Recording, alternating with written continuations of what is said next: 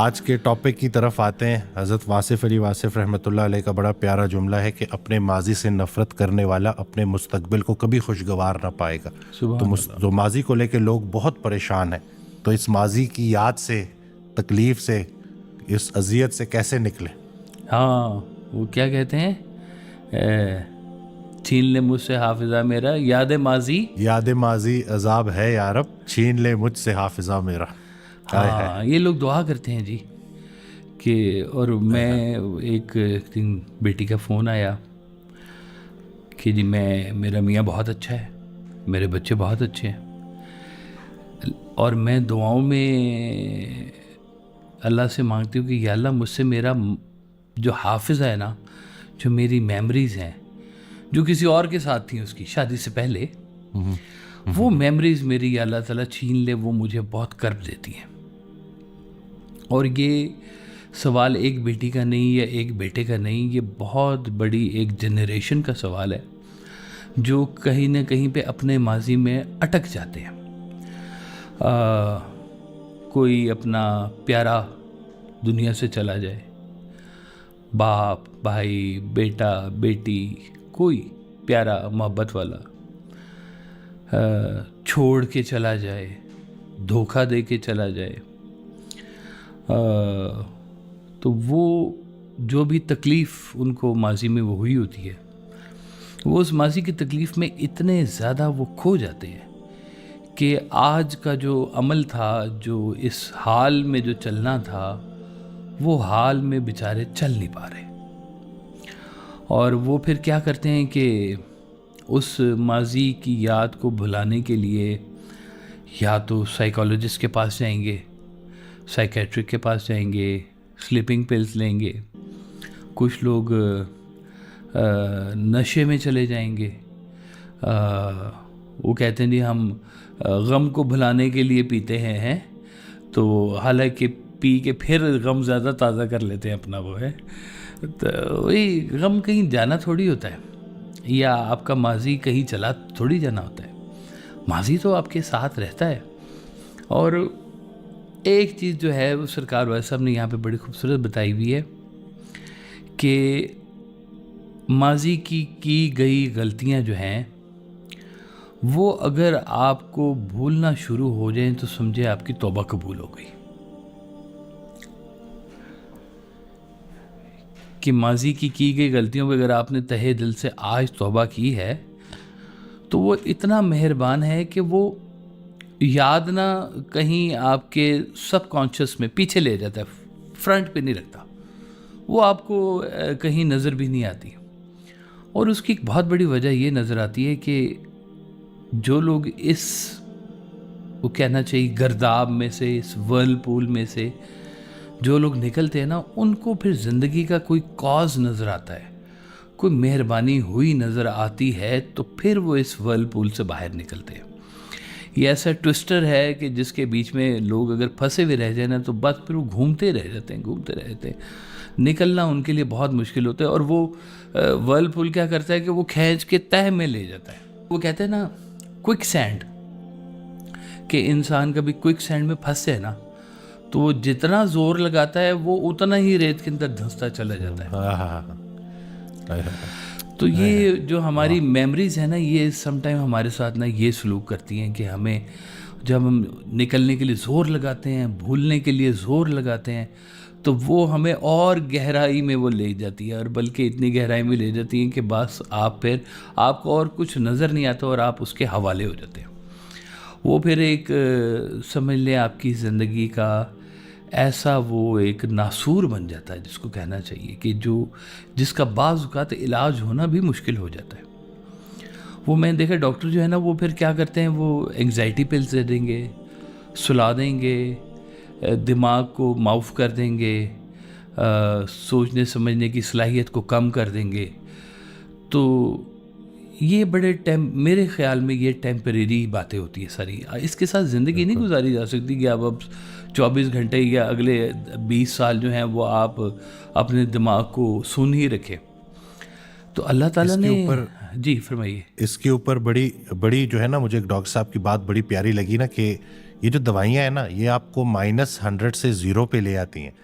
0 से 100 पे आपने अपने आप को खुद लेके जाना होता है, और इस प्रोसेस में ये दवाइयाँ भी छूट जाती हैं। जी हाँ, हमारा मसला ये है कि हम दवाइयों पे डिपेंडेंट हो जाते हैं, -100 से 0 पे आते हैं, फिर दवाइयाँ काम करना छोड़ती हैं, फिर हम -200 पे चले जाते हैं। हाँ, सही बात है, बिल्कुल सही बात है, बिल्कुल ये करती है जी। और आप गौर करें कि जितने भी ये हमारे माजी के जो दुख हैं, इनका ताल्लुक हमारे दिल के साथ है, लेकिन उसको मेमोराइज करना हमारे दिमाग का काम है।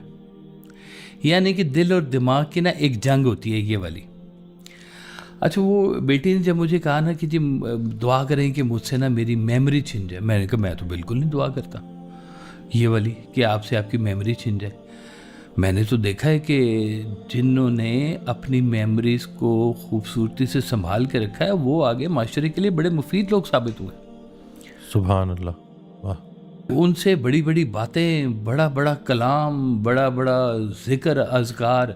एक दुखी दिल एक शेर कहता है तो कई दुखी दिलों को जो है ना सहारा मिल जाता है उस शेर का, करार मिल जाता है। करार मिल जाता है जी। है हाय हाय, हाय हाय। जय सरकार के एक शेर है ना कि गमज़दा कायनात में तन्हा कौन वासिफ अली है क्या कहिए। हाय हाय, तो है तो कायनात ही गमज़दा सारी की सारी। हाय हाय। जरा निकलें, पूछें ज़रा कई और लोगों से, भाई मैं इतना गमज़दा हूँ, तुम इतने खुश बैठे हो। वो कहते हैं मुझे तुम्हारे रोने पे हंसना आ रहा है, वो कहता है मुझे तुम्हारे हंसने पे रोना आ रहा है। तो ये अंदर के मौसम की बात होती है सारी, कि आपका अंदर का मौसम क्या कह रहा है। सीरियस लोग हो जाते हैं, और ये बहुत अच्छा है कि ज़िंदगी में कभी आपको किसी मकाम पर ऐसा कोई दिमाग का ट्विस्ट आपको मिले कि ज़िंदगी आपकी वो फ़न टाइम से निकल कर ना कुछ शऊरी सतह के ऊपर भी काम करना शुरू करे। और ये वाली क्रिएशन जो ना बग़ैर दुख के मिलती नहीं है।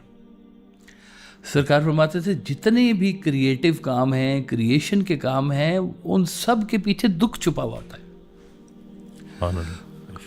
बल्कि यहाँ तक कहा कि कोई वलीउल्लाह घर से वलीउल्लाह बनने नहीं निकला था, हर कोई अपना दुख जो है ना उसका मुदावा ढूंढने निकला था। वो दुख का मुदावा ढूंढते ढूंढते अल्लाह ही मिल गया। सुभान अल्लाह, वाह वाह। वो अल्लाह मिल गया तो आपका काम वहाँ पे शुरू हो गया सारे का सारा, कि जब गम है और गम का मुदावा ही कोई नहीं है। अब एक चला गया, एक वाक़या था, किसी शक्ल में भी चला गया, चाहे वो परमानेंट चला गया या वो आंखों से ओझल हो गया या दुख दे गया, तो ये एक गम की स्टेट उसको मिल गई। अब गम की स्टेट को उसने उजालना कैसे है, उससे नरिशमेंट कैसे हासिल करनी है, ये भी एक बड़े काम की बात होती है। इस पे हम ज़रूर बात करेंगे कि उसने निकलना कैसे।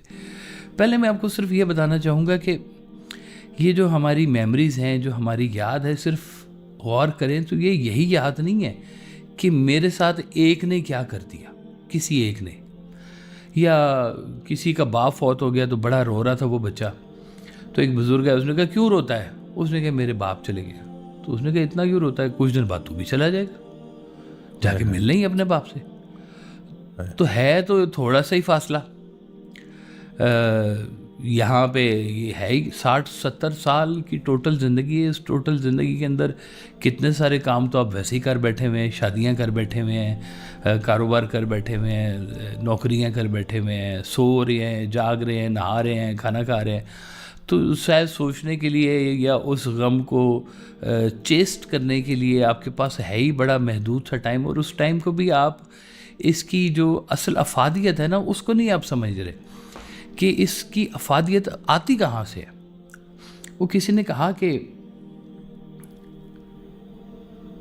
अपनों ने जब मुझे धोखा दिया तो मैंने एहतियात सीख ली। अपनों ने जब मुझे धोखा दिया तो मैंने ज़िंदगी से एहतियात सीख ली कि एहतियात कैसे बरतनी है। उसने कहा कि जब मेरे दोस्तों ने मुझे वफ़ादारी ना की मेरे साथ, तो मैंने ज़िंदगी से वफ़ा करनी सीख ली। धोखा किसने दिया? दोस्तों ने। धोखा उन्होंने दिया, लेकिन वफ़ा करनी मैंने सीख ली है कि यार ये वफ़ा नहीं होती जो ये कर रहे हैं। अगर तुम्हें आ गई है तो तुम वफा करनी शुरू कर दो। सुभान अल्लाह, वाह वाह। वफा तो होती ही बेवफा के साथ, वफा तो होती ही बेवफा के साथ है। तो जब कुछ भी आप जिंदगी का कर रहे हैं ना, तो कुछ ना कुछ उसका एक रिजल्ट निकल रहा ज़रूर है। हमारे वाक़यात, दोस्तों के, अजीज़ों के, इसके अलावा भी तो बड़ी हमारी मेमोरीज हैं डॉक्टर साहब। जो कुछ हम पढ़ चुके हैं वो भी हमारी मेमोरी है। हम लोग आजकल बार बार जब कभी गम का जिक्र करते हैं और किसी अबदी गम का जिक्र करते हैं, तो ये मुमकिन नहीं है कि हम वहाँ पे करबला का जिक्र ना करें। इससे बड़ा भी कोई वाक़या कभी किसी के साथ हुआ होगा? कभी नहीं। इतना बड़ा वाक़या, इतना बड़ा गम, मतलब इस गम के आगे अगर आप अपनी ज़िंदगी के गम रखें तो बहुत छोटे से ऐसे मच्छर के बराबर आपको गम नजर आएंगे। जो ये गम है, आपको अबदी गम है। और अपने गम को हम जब भी तशबीह देते हैं तो कहते हैं वो हमारे पे भी करबला गुजर गई है। तो हमारी ज़िंदगी की करबला और वो जो करबला हुई है उनमें बड़ा फ़र्क है। लेकिन हम तशबीह या इस्तारा इसलिए देते हैं कि उससे बड़ी करबला, उससे बड़ा गम आज तक कायनात में आया नहीं और ना आएगा। अब देखें, मुहर्रम शुरू होगा अभी, तो मुहर्रम के वक्त एक सब लोग इस वाक़े को लेकर रोएंगे, इस वाक़े को सुनाते हुए आंसू निकलेंगे, एक दिल के अंदर हरारत पैदा होगी। बल्कि इसके अलावा भी जब कभी भी इस वाक़े का जिक्र आएगा, आपके अंदर कुछ ना कुछ ज़रूर आएगा ऐसा वाक़या। ये हमारी अब मेमोरी का हिस्सा बन गया जी। ये बात हमारी मेमोरी के हिस्से तो बहुत सारे बन गए। दाता साहब से हमारी मुलाकात नहीं हुई, दाता साहब हमारी मेमोरी का हिस्सा है। हज़रत ख्वाजा मोइनुद्दीन चिश्ती से हमारी मुलाकात नहीं हुई, लेकिन वो भी हमारी मेमोरी का हिस्सा है। अब जो वाक़यात हम कुरान में सुनते आए, अहादीस में सुनते आए या अपने बुज़ुर्गों से सुनते आए, वो सारे हमारे हिस्सा बन गए। सरकार वाले साहब ने ना एक जगह पे फरमाया हुआ है कि मैं कैसे भूल जाऊं कि मेरी वजह से एक मुकर्रम मातूब हुआ था। देखिए जरा कहाँ की मेमोरी की बात हो रही है डॉक्टर साहब। अल्लाह अकबर। एक मुकर्रब था हैं, और इंसान को सजदा ना करने पे मातूब ठहरा उसको, है ना जी। रायगा सजदे हुए इबलीस के किस बात से, वो जुदा समझा था हक को मुस्तफ़ा की ज़ात से। सुभान अल्लाह सल्लल्लाहु। आपके आपका माबूद तो, उसका माबूद तो था, महबूब कोई नहीं था। महबूब नहीं था, महबूब नहीं था। तो सरकार कहते मैं कैसे भूल जाऊं कि मेरी वजह से एक मुकर्रब मातूब हुआ था। कब की मेमोरी है, अल्लाह अकबर, कब की मेमोरी है। और कहा कि फिर वो मैंने वादा किया था, अलस्तु बिरब्बिकुम कालू बला, मैं वो वादा कैसे भूल जाऊं।